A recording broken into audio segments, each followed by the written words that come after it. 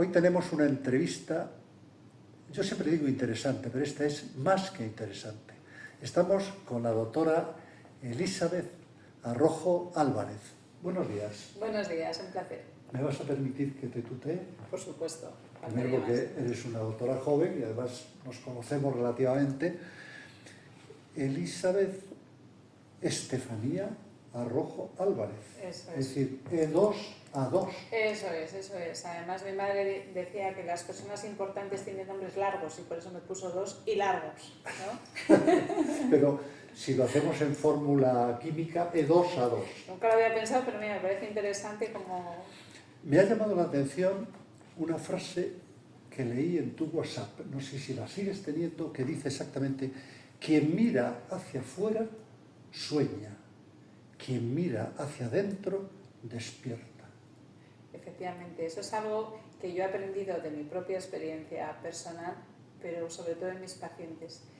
Porque al final todos tendemos a buscar la felicidad, todas estas cosas en lo de fuera, en lo externo, ¿no? Si vivo en un sitio cómodo, comparto mi vida con una persona pues agradable, y al final creo que eso es un error. O sea, lo que debemos buscar está dentro de nosotros. Es más, en el ámbito, por ejemplo, de las parejas, buscamos como lo que nos falta, y en realidad yo creo que es mucho más sano que no nos falte nada a nosotros mismos, porque tengamos todas nuestras necesidades personales satisfechas y que compartamos desde el no pedir nada a cambio, ¿no? Hace menos de un mes estuvimos compartiendo un acto y hablamos del guión de tu vida. Yo te decía que me había llamado la atención de que está mucho ya en internet, pero a alguien famoso le preguntaron: bueno, usted que es famoso y tal, ¿qué es la vida para usted? Pregunta muy difícil porque es en abstracto. Y contestó, dice, a la periodista, dice: mire usted, señorita, si usted va a un cementerio, observará muchas lápidas, una cifra, un guión y otra cifra. El guión es la vida. Es buenísimo eso, es buenísimo. Y eso yo lo he aprendido nuevamente de mi propia experiencia y de los pacientes, porque creo que además los que hemos vivido dificultades, y yo las he vivido no solo en el ámbito profesional o compartiendo con esos pacientes, sino en el ámbito personal, por todo lo que me ha ocurrido, eso creo que te enseña mucho, ¿no? Al final la vida es algo que es este instante y no tenemos que estar preocupándonos de ayer, de mañana, porque es ahora, existe esto solo. Entonces hay algo que dicen que decía Buda, que es que el tiempo nos condena, porque el problema es que creemos que tenemos tiempo y además vamos contando, ¿no? Si tengo 20 años soy joven y como me quedan hasta los 86 como mujer, que es la esperanza de vida ahora, pero no es verdad. Y entonces eso hace que dejes para mañana porque todavía te quedan 66 años por delante, y no es verdad, no sabes lo que te queda por delante. El momento es ahora. Procrastinar. Eso es. Los latinos lo decían en 2 palabras que ellos tenían ya, sin que existiera Twitter o X, ellos decían, el aquí y ahora decía hic et nunc, aquí y ahora. Hablando precisamente de las dificultades, tú has escrito un libro que tiene un título muy llamativo: Desde mis cicatrices. Efectivamente, porque mis cicatrices, que como todos tenemos nuestras cicatrices, y las mías muchas son incluso físicas, yo tengo muchas cicatrices en mi cuerpo y muchas también en mi corazón, como todos, ¿no? Y eso, al principio, cuando te ocurren estos momentos dolorosos, pues uno se revela: ¿por qué a mí? Si yo soy buena, si además, fíjate, yo en mi caso, que ayudo a los demás, dándoles vida incluso, ¿no? Dices, yo no me merezco nada malo, todos nos consideramos, ¿no?, buenos, ¿no? Pero al final yo creo que esas cicatrices nos enseñan tanto que yo hasta las agradezco. Y cuando veo alguna, y para mí de hecho el cáncer ha sido, mis mayores cicatrices ha sido el cáncer, pero no como oncóloga, sino como familiar de paciente, hija de paciente, como paciente propiamente. Y esas cicatrices, y yo que me veo que tengo estas manchitas en la mano de una cosa que se llama vitíligo, que me salió a raíz de un cáncer, y digo, pues es que lejos de molestarme, me dan como un ímpetu no a seguir, porque ha sido un aprendizaje muy duro, pero que me ha sido tan valioso para ser la persona que soy ahora, que las agradezco. Has hecho muchos doctorados en la Universidad de la Vida, entre otros. Efectivamente. Dice, soy oncóloga, he dedicado mi vida a salvar a otros hasta que el cáncer me puso a prueba a mí. Claro, esto es algo que es, pues en eso que decía antes, ¿no? Esa sensación de injusticia. O sea, yo de repente, mi madre se moría de cáncer y yo vuelvo a Estados Unidos para intentar tratarla, que luego puedo contarte un poco más extendida esa historia, pero fíjate que cuando yo consigo con algo innovador tratarla, salimos adelante, el escáner sale bien, a mí me diagnostican el mismo cáncer que a ella. Y entonces yo decía, este castigo ya sí que no me lo merezco. O sea, lo de mi madre con 58 años a punto de morirse porque no había opciones de tratamiento, yo como oncóloga buscando innovar, hacer algo, porque sentía la necesidad de yo tengo que hacer algo. Yo era coordinadora de investigación de un centro americano súper prestigioso y yo decía, ¿cómo se va a morir mi madre de cáncer? No puede ser, mis abuelas habían fallecido de cáncer, digo, ya está bien, ¿no? Pero cuando ya encima, después de salvar ese obstáculo, que empiezas a respirar, te dicen que tú tienes el mismo cáncer, un melanoma infiltrante, igual que el que ella tuvo y por el que tuvo ya a los 2 años. Es un principio, dice, non bis in idem, no dos veces sobre lo mismo, es que parece... Claro, entonces dices, si yo ya había aprendido lo que es pasar por todo esto, o sea, ¿cómo me puede estar pasando esto a mí, no? Y evidentemente lo primero que haces es pues enfadarte con la situación, pero es cierto que yo a día de hoy, esto lo digo además de corazón, lo agradezco porque me ha enseñado tanto y me ayuda tanto a seguir en ese trato con los pacientes porque claro, sé lo que es vivirlo. Claro. Y eso me ha dado una empatía, una fortaleza, sé lo que es vivirlo, sé lo que es vivir, que todavía el año pasado me dijeron que tenía metástasis por todas partes, que al final se descartó, pero fíjate, yo recuerdo cómo yo iba a hacerme una biopsia a un centro oncológico vestida con un vestido largo, porque de ahí salía a hacerme, me daban un reconocimiento importante y era surrealista. Yo estaba con un vestido largo y un recogido maquillada para ir a unos premios que me daban un reconocimiento importante haciendo una biopsia porque pensaban que tenía metástasis en todas partes, con una prueba de imagen que además era como casi ya confirmatoria. Y yo he vivido situaciones que decía, esto no me puede estar, claro, salir y sonreír. He vivido como mi madre estaba operándose por la mañana una metástasis cerebral en la UCI y yo recogía ese mismo día también otro reconocimiento, el Premio Europeo Dr. Fleming, con un vestido largo, sonriente, llamando a mi madre por videoconferencia para decir, mamá, mira cómo recojo el premio.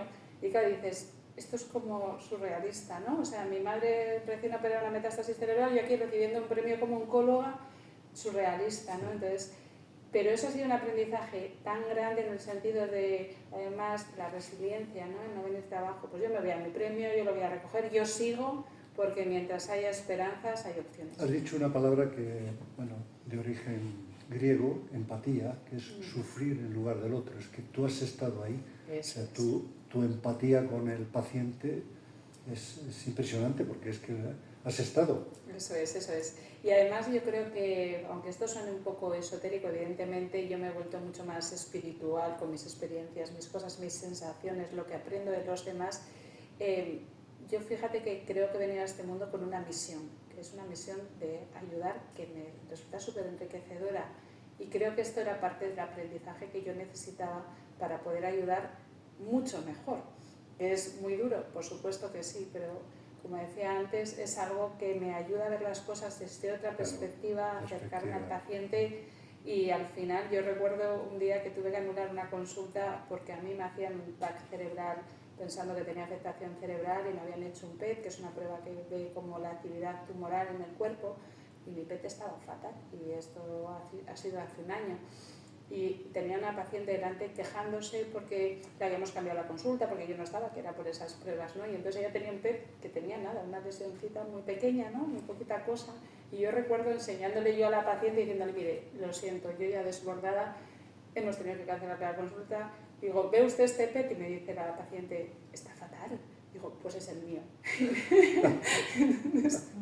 Claro, y al final es verdad que yo hablo de esto con mucha naturalidad, que al principio yo tardé en contarle a mi madre que había tenido un cáncer como el suyo, casi 3 años, evidentemente por el sufrimiento que a ella le podía generar, pero ahora lo cuento todo con mucha naturalidad y desde toda la cercanía, porque creo que mi propia experiencia ayuda a los demás y porque me ayuda a mí también, porque al final todos somos humanos, a todos nos ocurren cosas y estamos todos al final en el mismo camino. Volviendo al libro Desde mis cicatrices, hablas de que es un mensaje de esperanza y es una guía basada en la ciencia y en la experiencia. Es importante la palabra esperanza y la experiencia tuya, ¿no? Sí, yo creo que esto es súper importante. ¿Dónde se puede comprar el libro? Pues el libro va a salir ahora a la venta porque se ha convertido en 2 libros. Fíjate, ha salido una primera parte, ahora va a estar a la venta en todas partes, en las librerías, en Amazon, en todas partes, porque hay una segunda parte del libro que son muy consejos, porque los hábitos de vida son súper importantes, previenen más o menos la mitad de los casos de cáncer. Esto es muy desconocido. Entonces, hablaremos luego de eso. Hablaremos de hábitos de vida en el libro, también con formas muy prácticas. Pero los 2 libros se llaman Desde mis cicatrices, eso es, parte 1 y parte 2. Eso es, hay 2 partes, eso es. Y al final esa segunda parte es como más práctica para las cosas que la gente además puede aplicar en su día a día para tener hábitos de vida saludables en esas personas que no tenemos tiempo. Es que yo no tengo tiempo a cuidarme. Dice, bueno, primero es que no queremos tener tiempo porque eso es una excusa maravillosa que utilizamos todos, pero algo práctico que nos sirva porque realmente esto tiene un impacto muy importante en el riesgo de enfermar y también en la posibilidad de sanarnos, ¿no? Cuando venía para realizar esta entrevista recordaba hace muchos años, no sé dónde lo leí, pero decía que en este mundo hay personas, como en el cuerpo humano, hay huesos que soportan la estructura, huesos como puede ser el fémur, huesos importantes. Y luego hay personas que son como cartílagos, el cartílago de la oreja, que bueno, no soporta nada, pero no estorba ni nada. Yo venía pensando, digo, es que la doctora Elizabeth Arrojo es un hueso estructural. Muchas gracias, muchas gracias. No lo digo yo, lo digo porque estoy viendo aquí, tú eres Premio Europeo de Oncología. Sí, sí, he sido Premio Europeo en 2 ocasiones, afortunadamente, porque esto, fíjate, también es muy importante, esos reconocimientos, no solo por el propio, pues, la sensación, ¿no?, que te genera, sino porque esa repercusión hace que tengas más opciones de investigar y de seguir, claro, porque consigues más fondos, es más fácil y al final pues eso abre muchas puertas, ¿no? Con lo cual... Con el cáncer, que es una palabra que normalmente la gente se pone siempre a la defensiva, es una palabra cargada negativamente, ¿no? Porque bienestar, felicidad, amor, todo eso está cargado positivamente. Dicen que los buenos vendedores solo utilizan palabras positivas. Sí. En cambio, cáncer, tú, bajo tu experiencia, ¿no crees que con el tema del cáncer utilizamos en general la técnica del avestruz? Totalmente. Fíjate, tanto es así que cuando nosotros hace 2 años y medio fundamos el Centro Nacional de Prevención del Cáncer, porque como decía antes, el 50% de los casos de cáncer se pueden prevenir modificando los hábitos de vida, porque solo un 10% son genéticos y un 50% son por malos hábitos de vida, y el cáncer aumenta de forma exponencial. 1 de cada 2 hombres y 1 de cada 3 mujeres va a tener cáncer a día de hoy, y en 2040 se estima un 60%. 1 de cada 2 y 1 de cada 3. Y 1 de cada 3. Y en 2040 se estima un 60% más de la incidencia. Aumenta de forma exponencial. Por supuesto, la gente dice, no, pero ahora se cura más. Por supuesto, hemos mejorado mucho con los tratamientos, los resultados, pero sigue aumentando. Pues una de las cosas que a mí más me apasiona es no solo curar a la gente, que esto está maravilloso, sino que yo lo que quiero es que la gente no se enferme. O sea, yo creo que los buenos médicos, los mejores son los que realmente consigamos que las personas no se enfermen, que no tengamos ni que curarlas, que no se enfermen, ¿no? Entonces empecé a hacer muchas conferencias, mucha divulgación, que además me gusta mucho, sobre estos hábitos de vida tan importantes. Y ocurría que cuando el título era para prevenir el cáncer, la gente no se apuntaba, porque era como, uy, me da como yuyu, ¿no?, que se suele decir, le daba... Pues eso es lo positivo, Claro. Es que la lucha contra el cáncer es que ya tienes cáncer, la prevención... Eso es, pero la gente solo vale la más palabra... prevenir que curar. Solo la palabra es como dice, uy, no quiero ni escucharlo, no vaya a ser, como que le da como mal, y esto me lo han dicho alguna vez, es que si ponemos, es que ese título da un poco, y digo, pero lo importante, como bien decías tú ahora, ¿no?, es importante saber que se puede prevenir. Y luego hay otra cosa que pasa también, que yo he visto pacientes con casos increíbles, de hecho en el libro cuento como vi a una mujer que tenía un tumor en el pecho, que ese tumor se había ulcerado y se veía el corazón a través del pecho, de la herida que llegaba a tener. Pero ella, por el miedo de esto que dicen algunas personas, no voy al médico, que a ver si me va a encontrar algo, pues por el miedo al final pasas de tener una enfermedad curable. Y hay otro mensaje que me parece súper importante transmitir, que es que mucha gente se ha quedado anclada en los efectos secundarios de las quimioterapias de antes, de las radioterapias de antes, y renuncian al tratamiento porque dicen, no, mira, yo prefiero vivir poco tiempo pero con calidad de vida. Y claro, a día de hoy eso ya no es así. O sea, hay tratamientos que evidentemente pues tienen algún efecto secundario, pero que la gente a día de hoy, los que no se curan, conviven con el cáncer con calidad de vida en un porcentaje alto en los casos, ¿no? Entonces que hay que perderle un poco el miedo a todo ese entorno. ¿En qué parte de España naciste? Nací en Asturias, nací en Avilés, eso es, y luego me crié toda mi vida en un pueblecito que se llama Mollera, en Corbera de Asturias. ¿Y tus padres han estado relacionados con la medicina? No, nadie, en mi familia no hay nadie relacionado con la medicina. Tú cursaste estudios de medicina en la Universidad de Navarra, ¿no? Efectivamente.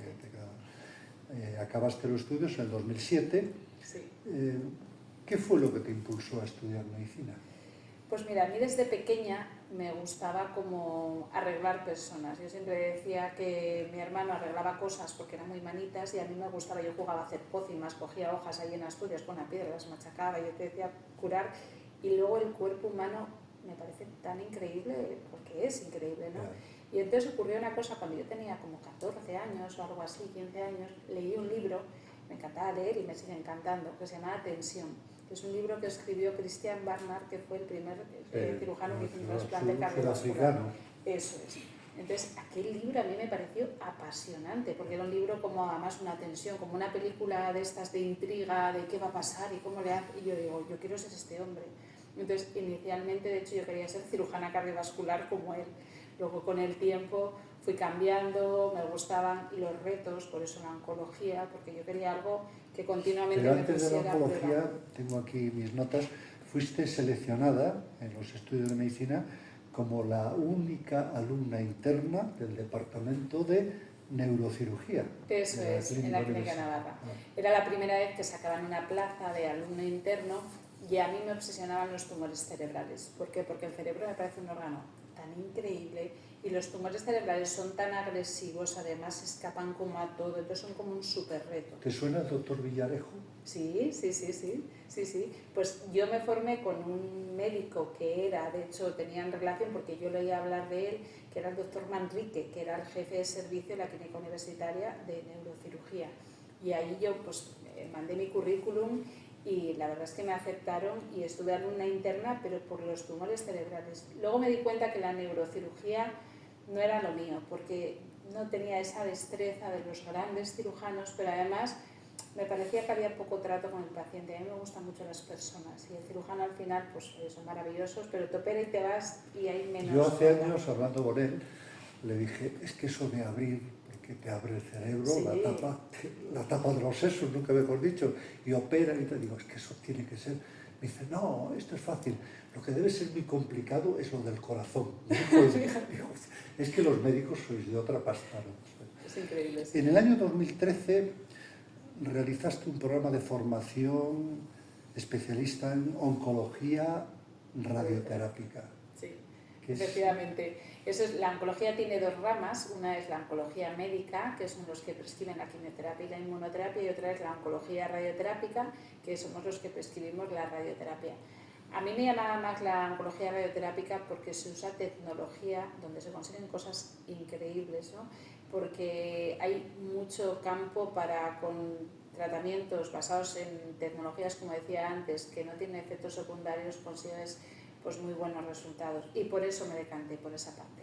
Es que estamos hablando de nanodimensiones, porque con la radioterapia, este tipo radical, curativa, vais a por los cromosomas y a por el ADN de la célula cancerígena. Exactamente, ahí directamente, efectivamente. De hecho, lo que hace la radioterapia es producir un daño al ADN de la célula y eso hace al final que la célula se muere.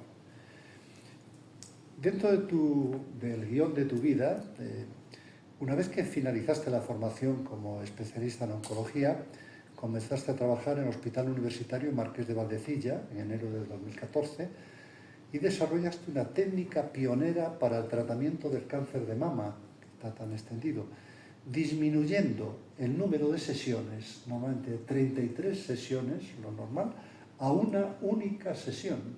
Eso es. Yo me fui a rotar a Estados Unidos en mi último año de residencia y allí conocí otro mundo, o sea, el mundo del avance, la oncología.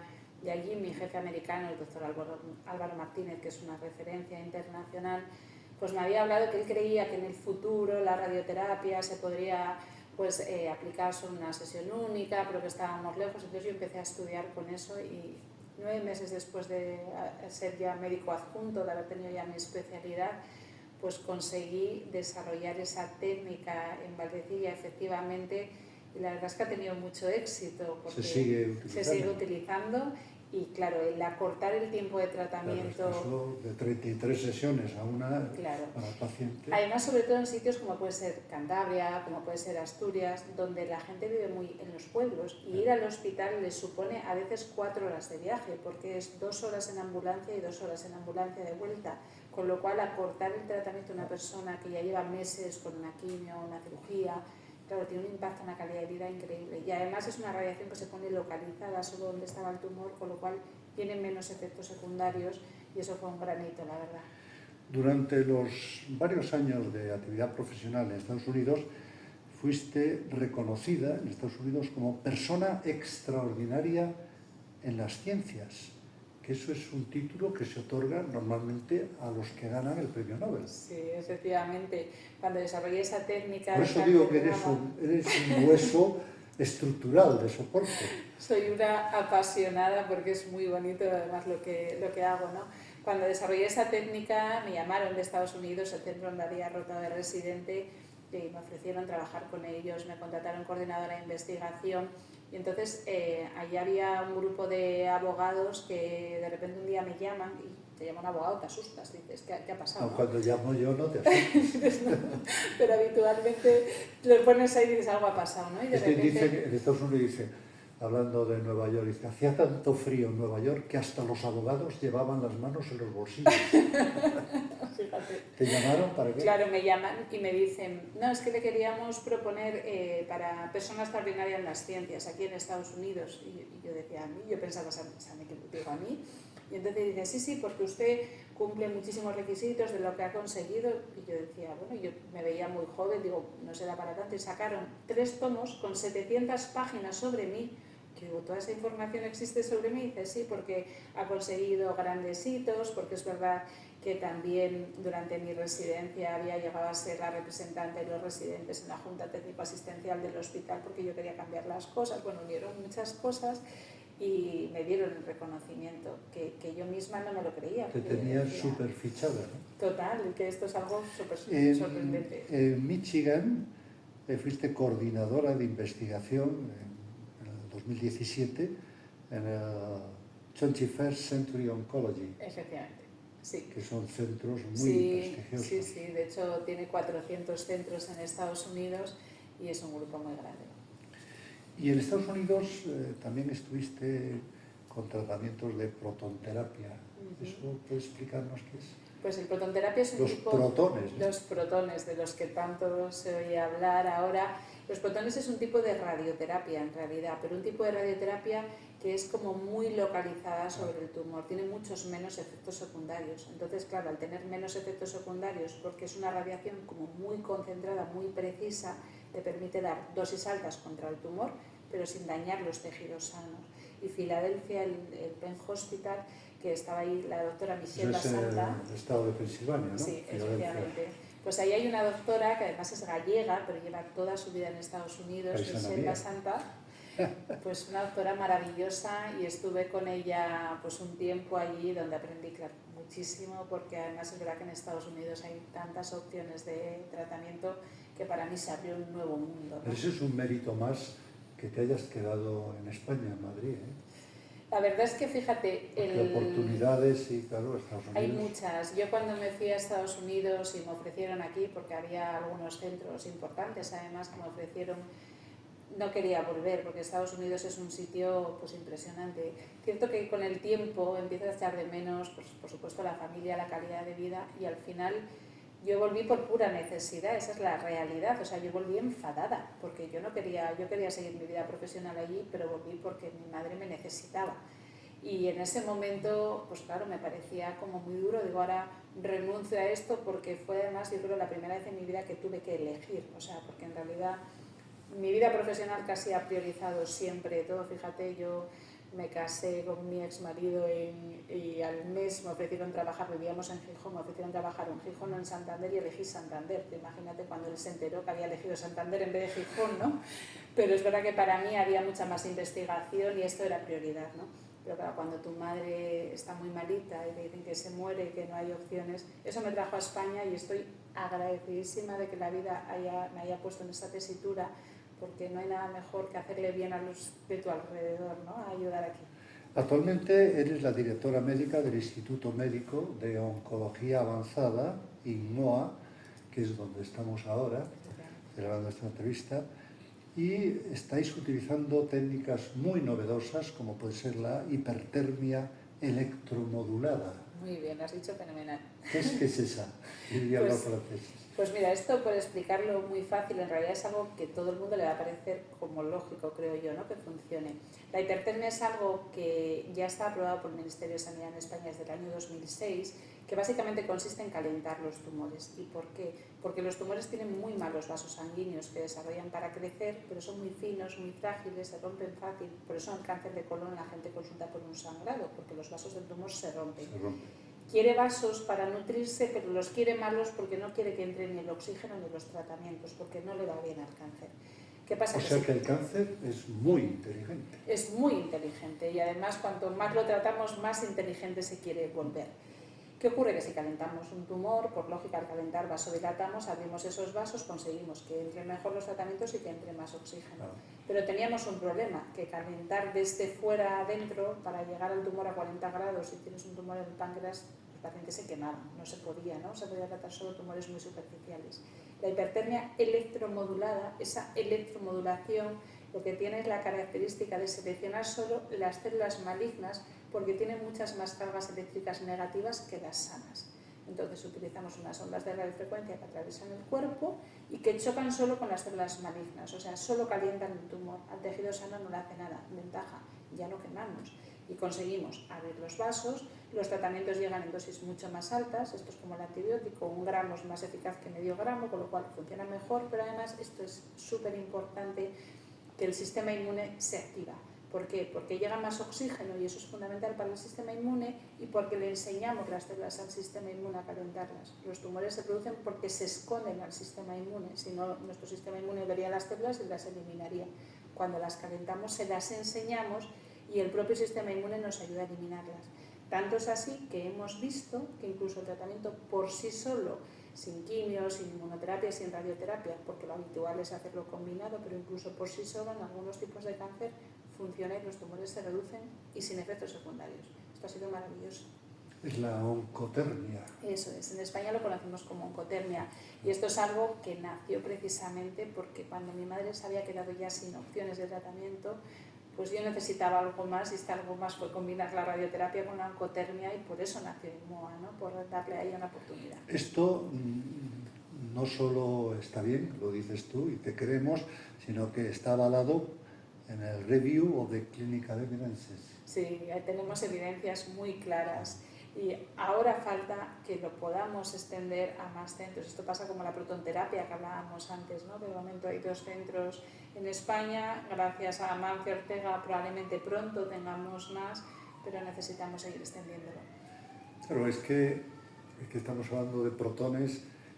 Los griegos decían que el átomo era la parte ya que no tenía división, átomos que no se puede dividir. Resulta que el átomo está compuesto de muchas cosas, entre otras cosas los protones, ¿no? Sí que me gustaría, que claro, esta entrevista a mí me exige subir un poquito el nivel porque es bastante técnico, y a ti te obliga a bajar para desliofilizarlo y que lo entienda todo el mundo, ¿no? Tengo yo aquí una nota que el calor generado con la oncotermia induce la expresión de proteínas de choque térmico, HSP70 y la HSP90. Qué bueno, qué bueno. Me encanta que te sepas ese dato, porque sin querer desvelar nada, eso es súper importante. Y creo que eso, esa activación de esas proteínas tienen un papel súper importante en las metástasis y todo lo que tiene que ver con el sistema inmune. Y al haber descubierto el impacto que tiene esto y lo que estamos viendo en los pacientes, yo tengo una idea y cada vez lo repito más, que creo que es candidata a un premio Nobel de verdad, porque como funcionan esas cosas a través de esas proteínas, que somos capaces de calentar, de impactar, de bloquearlas, podemos tener una repercusión brutal, ¿no? Hay una pregunta que te suelen hacer, me imagino, esto de porque el calor, ¿la oncotermia quema? No, esa es una pregunta súper típica, porque Claro, dices, claro, calor, pues me quemará. No, ¿por qué? Porque al final solo se calientan las células malignas. Fíjate, bueno, no y sí. Y te voy a poner un ejemplo que a mí me llamó la atención y así lo aprendí.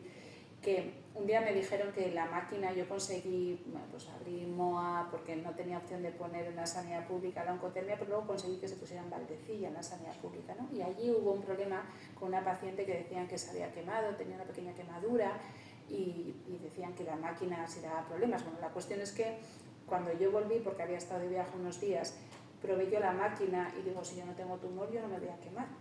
Y después de 20 minutos de la máquina puesta, porque no tiene efectos secundarios, como cuando no tenía ningún riesgo, empecé a notar que me daba mucho calor.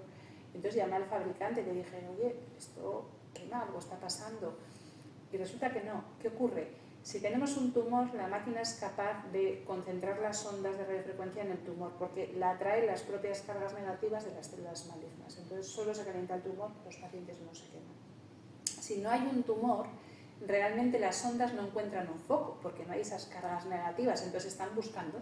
Y en ese buscar, pues acaban calentando después de un rato el tejido sano. De hecho, un paciente me decía, pues esto podría ser un método diagnóstico, ¿no? Si me quemo, es que en realidad no tengo tumor, ¿no? Entonces, claro, a esa paciente una de las cosas es que no tenía enfermedad visible, la habían operado, le habían quitado todo y ella estaba angustiada y la estaban tratando como preventivo, por si acaso quedaba alguna célula, ¿no? Y tuvo una pequeña quemadura superficial, pero es llamativo, ¿no? En realidad, cuando hay tumor, las ondas se concentran en el tumor y los pacientes... La estadística que yo tengo es de un paciente cada 100.000. Sí, de hecho, eso se dice porque realmente... Eso es mínimo, es nada comparado. Hay alguien que dice, yo cuando tomo un medicamento nunca me leo el prospecto, si no, no me lo tomo. Claro, la aspirina, si te lees lo que puede producir de efectos secundarios, yo no me la tomo. No te la tomarías nunca. Claro, entonces de hecho sí que ha habido casos muy esporádicos con esa estadística que bien dices, pero de más bien enrojecimiento, cosas así que a veces no sabemos ni si es consecuencia del tratamiento o que los pacientes con quimio también tienen sus consecuencias, ¿no? Cuando un paciente recibe la oncotermia, ¿tiene que suspender los otros tratamientos alternativos? De hecho, siempre solemos decirle que lo más importante es combinarlos, porque juntos se potencian. Al final, si estamos con quimio e inmunoterapia, ¿qué queremos? Abrir el vaso para que lleguen dosis mucho más altas. Un dato muy importante es que además los pacientes suelen tener menos efectos secundarios de la quimio o la inmunoterapia. Los pacientes se encuentran mucho mejor. Claro. Y esto es un dato relevante. Es más, yo he tenido casos que les digo, ya no hace falta más tratamiento, ya está, porque por ejemplo, tumores muy grandes conseguimos que se reduzcan y luego les operan y ya cuando es operable dices, ya está, no hace falta ahora ya más tratamiento y los pacientes me dicen, no doctora, yo quiero seguir. Digo, pero bueno, que no hace falta. Y dice, es que me sienta muy bien, entonces quiero seguir, claro, ¿no? Es que a veces la quimio te produce efectos secundarios. Como al calentar conseguimos que la quimio vaya más a donde tiene que ir, tiene menos efectos secundarios, ¿no? Con lo cual se tolera muy, muy bien. Cuando venía yo para esta entrevista, me llamó una cliente al despacho para un tema profesional y yo le pregunté, sé que tiene una mascota, una perrita, y siempre pues, la quiere mucho, lógicamente. Le digo, ¿cómo está la perrita? Dice, pues ha estado malita porque le han detectado un cáncer de laringe y le han dado quimio y le produjo diarreas y muchas cosas y fatal y tal. Entonces la pregunta es, ¿se puede utilizar la oncotermia en animales? Se puede. De hecho, hay centros ya que disponen de oncotermia para uso veterinario, así que se puede. Y la pregunta del millón. El cáncer, entonces, visto estas cosas y estos adelantos, ¿se puede prevenir? Se puede prevenir. Y esto es un mensaje súper importante. Porque eso sí que hay que decirlo a la gente, que no tenga miedo a hacerse pruebas, a ir al hospital, porque si se coge a tiempo, siempre es mejor decir, no, yo no quiero por si me detectan algo. No, el médico no va a detectar nada que no exista. Totalmente. Hay que tener muy en cuenta que, como decía antes, la incidencia del cáncer aumenta de forma exponencial y vuelvo a repetir esa estadística real a día de hoy de 1 de cada 2 hombres y 1 de cada 3 mujeres ya va a tener cáncer, impresionante. Y el 50% depende de los hábitos de vida, la mala alimentación, la falta de ejercicio físico, la obesidad, la exposición al sol, por supuesto el alcohol, el tabaco, el estrés. El estrés es otro que el estrés ni siquiera está cuantificado y es el causante en un porcentaje altísimo.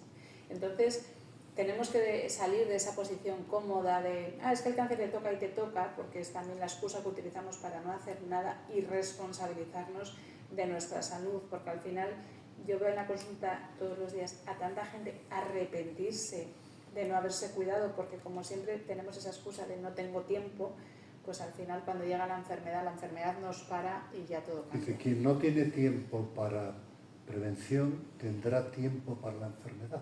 Eso es, así es, efectivamente, tal cual. Y además yo creo que, fíjate, la enfermedad a veces yo creo que es algo que llega para enseñarnos también, para decir, no es para, espera, que yo te voy a parar para que cambies. Y además, fíjate, hay una paciente que yo hablo muchas veces de ella porque fue una persona que llegó a mi vida como paciente y como ser de luz que llegó para ayudarme cuando mi madre estaba muy malita, que era una mujer con un tumor de pulmón, metástasis cerebrales, hepáticas, bueno, muchos sitios. Y cuando yo estaba escribiendo la historia clínica me dice, doctora, a mí el cáncer es lo mejor que me ha pasado en la vida. Y yo de repente levanté la cabeza, la miré y me dice, no, como tenía metástasis cerebrales, me dice, no estoy desorientada por las metástasis, doctora, lo digo de corazón. Dice, porque el cáncer me ha enseñado a vivir. Dice, porque yo llevaba casada con mi marido 35 años, pero casi ni hablábamos ni salíamos. Dice, yo ahora vivo. Dice, porque antes sí tenía una expectativa vital muy larga, ahora vivo. Y esta mujer, aparte de ese cambio que tuvo, fue un caso que a mí me marcó mucho también porque, fíjate, tuvo una respuesta espectacular. Estábamos súper contentos, conseguimos que el tumor desapareciera, estábamos felices. Y como a las 2 semanas me llama un día su hija, a las 4 de la mañana tenía mi número personal porque me hacía las consultas casi la paciente a mí, yo la llamaba agobiada, ¡ay, qué triste con lo de mi madre! Todo esto, y ella me ayudaba mucho. Me llama y me dice que mi madre dicen que se está muriendo, que estamos en el hospital. Y yo decía, no puede ser. No puede ser. Y entonces yo me fui, que yo no trabajaba en ese hospital, a las 4 de la mañana a ver, porque no me lo creía, ¿no? Y la veo, estaba intubada, estaba muy malita, de hecho falleció. Y falleció porque se atragantó con un melocotón. Entonces, dices, por eso la vida, o sea, es todo tan incontrolable que ¿por qué vamos a estar preocupándonos de los ISIS que no pasan nunca y no vamos a estar disfrutando de la hora, que es lo único que existe? Hay una pequeña poesía, una estrofa muy pequeñita de Salvatore Quasimodo, un siciliano, premio Nobel de Literatura, que lo dice en italiano, pero se entiende, ¿no? Dice, ognuno, palabra súper bonita, omni uno, todos y cada uno, ognuno está solo sul cuor della terra, trafitto da un raggio di sole, ed è subito sera. Es decir, todos estamos sobre el corazón de la tierra y nos creemos el rey del mambo, el rey de los más guapos, los más listos, los más inteligentes, ed è subito sera. Iluminados por un rayo de luz, un foco, pasa un señor, hace switch, ¡pum!, apaga la luz y te quedas. Es, claro, cualquier cosa que te diga, pues, usted es el más guapo, el más listo, el más rico, la más guapa y tal, y pues señorita o señora, tiene usted cáncer.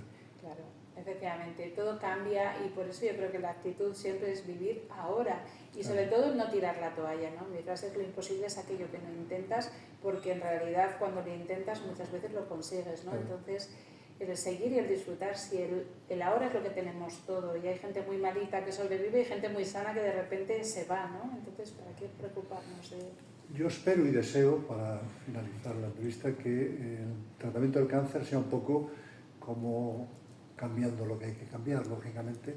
En los pueblos hace muchos años, dice, ¿de qué murió? Dice, de un cólico miserere, que era una especie de apendicitis que producía septicemia, porque Yo espero, y esa es la pregunta última, que con la inteligencia artificial y con los desarrollos de tipo nuclear prácticamente, ¿no?, se prevenga y se detecte a tiempo el cáncer, ¿no?, y se trate. Sí, yo creo que esto lo vamos a conseguir y es importante involucrar no solo a los profesionales que investigamos, que tratamos, sino a las personas que son las que tienen que dar el paso. Al final no sirve de nada si uno no va al médico o si no sigue las pautas del médico. Yo puedo dar unas recomendaciones nutricionales buenísimas, pero si el paciente no las sigue no sirve de nada, ¿no? Entonces tenemos que volver a ese espíritu más del esfuerzo, de responsabilizarnos de nosotros mismos y dejar de echar balones fuera, ¿no?, a los demás. Sigues teniendo contacto con Estados Unidos, has estado Sí, hace poco en Chicago, ¿no? efectivamente, sí, además me trae cada vez que voy unos recuerdos porque a nivel de investigación, de avance, es un lugar tan increíble que a mí me ha aportado y me sigue aportando mucho. Pues hemos estado hablando con la doctora Elizabeth Arrojo y voy a leer aquí un pequeño resumen de los muchos premios que tiene y por eso decimos que es una persona más que importante, es una persona sustancial y Dios la ha puesto en la vida para ayudar a los demás, a ella misma, la caridad bien entendida empieza por uno mismo y a todas las personas que la necesiten, ¿no? La doctora ha sido Premio Oncóloga del año 2020, Premio Europeo Dr. Fleming de Medicina 2021, Premio Oncóloga del año 2021, Premio European Awards in Medicine 2021 y lo mismo en el 2022. ¿Cuál es el contacto? Para mucha gente dirá, oye, ¿y cómo puedo ponerme en contacto con INMOA, con este instituto? Pues yo creo que lo oncología más fácil para dar la información por aquí es que lo busquen en la página web www.inmoa.es, porque ahí además de haber información INMOA con NM. NM y latina N de Navarra, M de Madrid, OA, inmoa.es. Ahí está el teléfono de contacto, hay un móvil 648-816-254 y hay un dato importante que yo animaría a cualquier persona que tenga cáncer a que nos envíe sus informes, porque siempre hacemos una valoración que es gratuita de si podemos ayudarle, de si creemos que podemos aportar algo más, y eso es gratuito, o sea, uno no pierde nada por consultar, porque desafortunadamente la sanidad es muy desigual y a veces hay tratamientos que a lo mejor no solo en INMOA, a lo mejor sabemos que hay un centro que le puede ayudar y le ponemos en contacto, ¿no? Entonces animaría a que la gente no se quede con la duda y consulte, porque siempre digo que el cáncer nunca es un enemigo pequeño y no hay que esperar a que las cosas vayan mal. O sea, no en el símil que hablábamos de la técnica del avestruz, que el avestruz no se muera de cáncer, sino que se muera de tener la cabeza metida en la arena, ¿no? Eso es. Muchísimas gracias, Un Elisa. placer. Ha sido un placer. Una maravilla. Muchas gracias.